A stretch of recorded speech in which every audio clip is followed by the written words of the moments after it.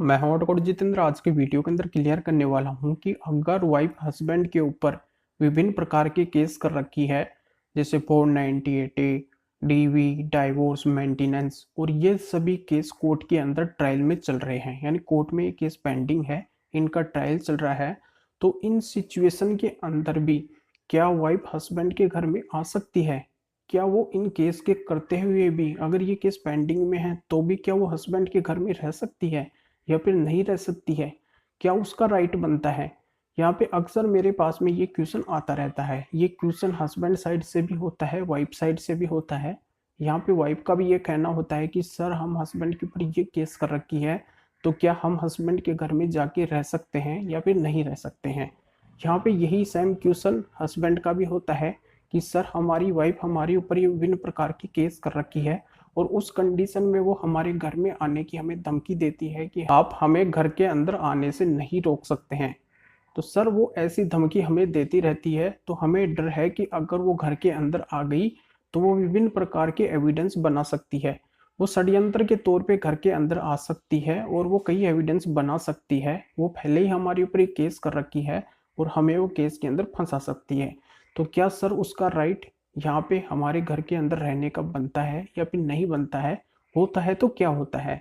तो यहाँ पे पूरी जानकारी दूंगा, इन सभी के सवालों का आंसर बताऊंगा। बहुत ही इंपॉर्टेंट वीडियो है, बिल्कुल अंत तक आपको देखना है, पूरी जानकारी आपके समझ में आ जाएगी। कहीं से भी इस वीडियो को आपको स्किप नहीं करना है। उससे पहले बता दूं, इस चैनल को सब्सक्राइब नहीं किया तो सब्सक्राइब ही कीजिए, बेल आइकन दबाइए, वीडियो को लाइक करके शेयर कर दीजिए। मेरे से अगर बात करना चाहते हैं कोई भी लीगल प्रॉब्लम में, तो वीडियो को डिस्क्रिप्शन में नंबर दिए गए, अपॉइंटमेंट लेकर डायरेक्ट कॉल के ऊपर मेरे से बात कर सकते हैं, अपनी लीगल प्रॉब्लम का सॉल्यूशन पा सकते हैं। तो चलिए शुरू करते हैं।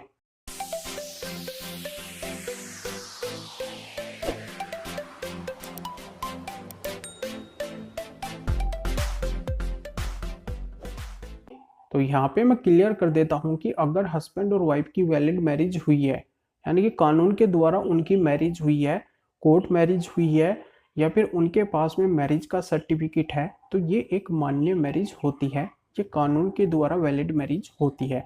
दूसरे तरीके की मैरिज होती है, जैसे कि वो कोई मंदिर में जाके शादी कर लेते हैं या फिर नोटेरी के द्वारा शादी कर लेते हैं।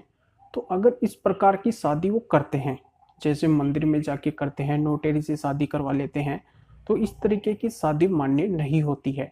अगर इस तरीके की उनकी शादी हुई है और बाद में कोई डिस्प्यूट हो जाता है हस्बैंड वाइफ के अंदर, और उस सिचुएशन में वाइफ हस्बैंड के घर में आना चाहती है और वो रहना चाहती है, तो उसका राइट नहीं बनता है। इस कंडीशन में उसका हस्बैंड की प्रॉपर्टी या उसके घर में रहने का राइट नहीं बनता है। प्रॉपर्टी में तो वैसे भी राइट नहीं बनता है, पर यहाँ पे बात हो रही है हस्बैंड के घर में रहने की।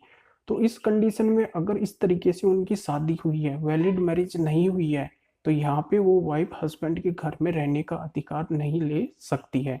तो ये जानकारी यहाँ पे क्लियर हो गई होगी।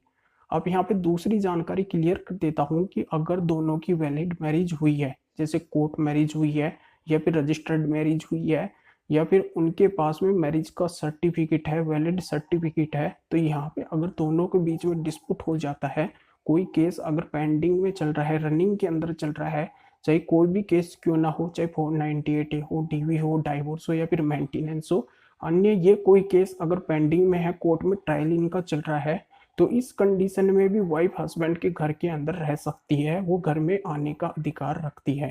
तो ये जानकारी यहाँ पे क्लियर हो गई होगी। वाइफ को किसी भी जरिए से घर से बाहर नहीं निकाल सकते हैं इस कंडीशन के अंदर। अगर वो केस भी कर रखी है हस्बैंड के ऊपर, तो भी वो हस्बैंड के घर में रहने का राइट रखती है। तो ये जानकारी आपके समझ में आ गई होगी। चाहे ये केस कब तक भी पेंडिंग के अंदर चले, कब तक भी इनका ट्रायल चलता रहे, तो तब तक इनका ट्रायल चलता रहेगा, तब तक वाइफ हस्बैंड के घर में रह सकती है। और जब ट्रायल के बाद में फाइनल ऑर्डर हर एक केस के अंदर आता है, तो उसके केस के अकॉर्डिंग कोर्ट के द्वारा भी ऑर्डर दिया जा सकता है कि वाइफ हस्बैंड के घर में रहेगी या फिर नहीं रहेगी। वो फिर बाद में कोर्ट के ऑर्डर के ऊपर डिपेंड करेगा। पर यहाँ पे अपन बात कर रहे हैं कि अगर ये केस पेंडिंग में है, इनका ट्रायल चल रहा है, तो इन कंडीशन में अगर वैलिड मैरिज हुई है हस्बैंड और वाइफ की, तो वाइफ हस्बैंड के घर में रह सकती है, उनके घर के अंदर वो अपना राइट रखती है। तो ये जानकारी आपके समझ में आ गई होगी। अब आपके माइंड के अंदर ये सवाल चल रहा होगा कि सर, हमारी वाइफ ने हमारे ऊपर फाल्स एलिगेशन लगाते हुए ये विभिन्न प्रकार के केस किए हैं और उसके बाद में भी वो हमारे घर के अंदर रहती है, तो यहाँ पे हम उसको हमारे घर के अंदर कैसे रखेंगे? अगर वो हमारे घर के अंदर रहेगी तो वो विभिन्न प्रकार के हमारे ऊपर और भी एलिगेशन लगा सकती है, और भी फॉल्स एविडेंस वो इकट्ठा कर सकती है। तो यहाँ पे हमारा तो जीना ही मुश्किल हो जाएगा, हमारे यहाँ पे इस सिचुएशन में काफ़ी परेशानी हो जाएगी। तो फिर हमको क्या करना चाहिए, हम उसको घर में कैसे रख सकते हैं? तो यहाँ पे मैं आपको बात बता दूं कि इसका भी सॉल्यूशन है।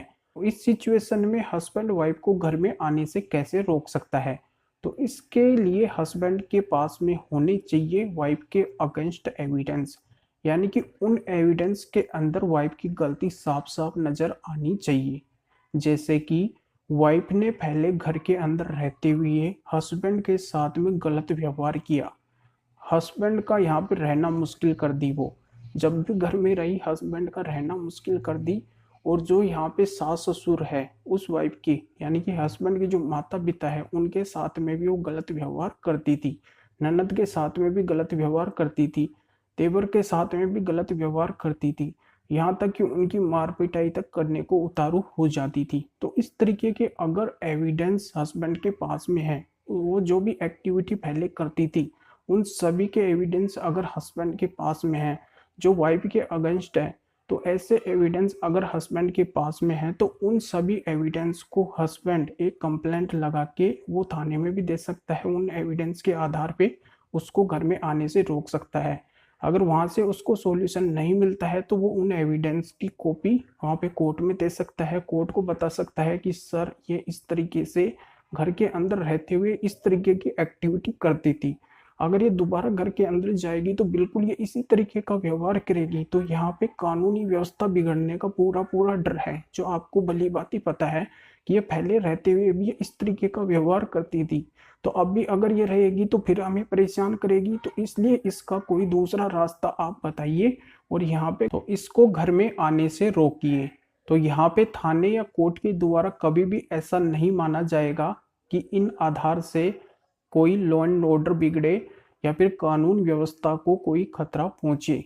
अगर इस तरीके से अगर वाइफ हस्बैंड के घर में आएगी तो फिर वो ऐसी एक्टिविटी करेगी, तो यहाँ पे कोर्ट या थाने के द्वारा कोई न कोई रास्ता निकाल के वाइफ की कोई अलग व्यवस्था कर दी जाएगी। वो हस्बैंड के घर के अंदर इस आधार से नहीं आएगी अगर इस तरीके के एविडेंस के आधार पे हस्बैंड कंप्लेंट वाइफ की दे देता है, तो इस तरीके से वो अपने घर में आने से रोक सकता है।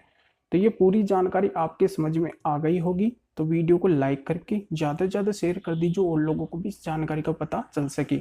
और अभी भी अगर कोई जानकारी समझ में नहीं आई है, कोई भी लीगल प्रॉब्लम है, तो वीडियो के डिस्क्रिप्शन में नंबर दिए गए हैं, अपॉइंटमेंट लेके डायरेक्ट कॉल के ऊपर मेरे से बात कर सकते हैं, अपनी लीगल प्रॉब्लम का सोल्यूशन पा सकते हैं।